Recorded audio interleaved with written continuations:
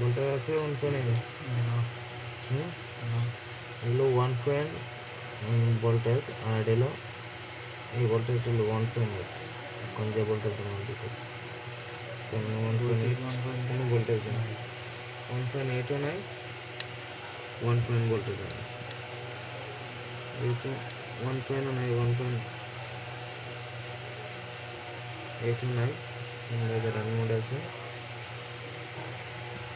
কিন্তু টেস্ট করতে হবে আমাদের কি রান মোডের ভোল্টেজ